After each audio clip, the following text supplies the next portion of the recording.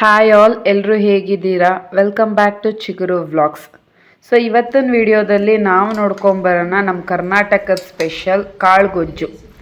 ಕಾಳು ಬದನೆಕಾಯಿ, ಕಡಲೆಕಾಳು ಬದನೆಕಾಯಿ ಆಲೂಗಡ್ಡೆ ಹಾಕಿ ಮಾಡೋವಂಥ ಸ್ಪೆಷಲ್ ರೆಸಿಪಿ. ನಮ್ಮ ಕರ್ನಾಟಕದಲ್ಲಿ ಆಲ್ಮೋಸ್ಟ್ ನಾವು ಏನೇ ಸಾರು ಒಬ್ಬಟ್ಟು ಮಾಡಿದಾಗೆಲ್ಲ ಈ ಕಾಳು ಗೊಜ್ಜು ಮಾಡೇ ಮಾಡ್ತೀವಿ.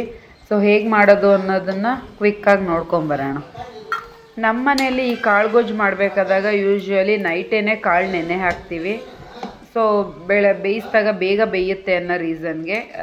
ಸೊ ಮುಂಚೆನೇ ಕಾಳನ್ನ ಸಪ್ರೇಟಾಗಿ ಬೇಯಿಸಿಟ್ಕೋಬೇಕು. ನಾವಿಲ್ಲಿ ಒಂದು 5 ವಿಷಲ್ ಹೊಡ್ಸಿದ್ದೀವಿ ಕಾಳು ಬೆಂದಿರಲಿಲ್ಲ ಅಂತ.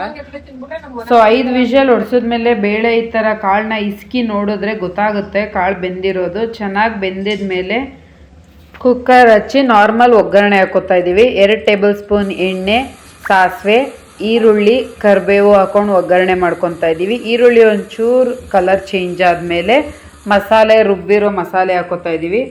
ಸೊ ಮಸಾಲೆಗೆ ಏನೇನು ಹಾಕೋದು ಅನ್ನೋದು ವಿಡಿಯೋ ಇಲ್ಲಿ ಸ್ಕಿಪ್ ಆಗಿದೆ.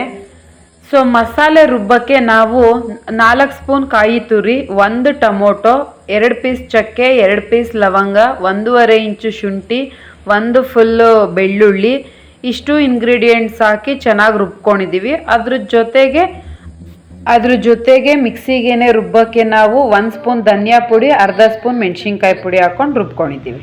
ಸೊ ಮಸಾಲೆ ಸ್ವಲ್ಪ ಕುದ್ದ ಮೇಲೆ ಆಲೂಗಡ್ಡೆ ಬದನೆಕಾಯಿ ಹಾಕೊತಾ ಇದ್ದೀವಿ ಮಸಾಲೆಗೇನೆ. ರುಚಿಗೆ ಎಷ್ಟು ಬೇಕೋ ಅಷ್ಟು ಕಲ್ಲುಪ್ಪು ಹಾಕ್ಕೊಂಡು ನೆಕ್ಸ್ಟ್ ಬೆಂದಿರೋ ಕಾಳನ್ನ ಚೆನ್ನಾಗಿ ಬೆಂದಿದೆಯಾ ಅಂತ ಇಸ್ಕಿ ನೋಡಿ ಬೆಂದ ಮೇಲೆ ಮಸಾಲೆ ಎಲ್ಲ ಒಟ್ಟಿಗೆ ಹಾಕಿದ್ಮೇಲೆ ಈ ಕಾಳು ಹಾಕಿದ್ರೆ ಅಲ್ಲಿಗೆ ಮುಗೀತು. ಸೊ ಉಪ್ಪು ಖಾರ ಎಲ್ಲ ಕರೆಕ್ಟ್ ಆಗಿದೆಯಾ ನೋಡ್ಕೋಬೇಕು. ಉಪ್ಪು ಖಾರ ಒಂಚೂರು ಕಡಿಮೆ ಅನ್ಸಿದ್ರೆ ಇನ್ನ ಸ್ವಲ್ಪ ಹಾಕೊಳ್ಳಿ.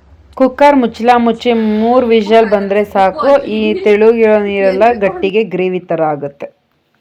ಸಬ್ಸ್ಕ್ರೈಬ್ ಮಾಡೋದು ಮರಿಬೇಡಿ. Thank you for watching.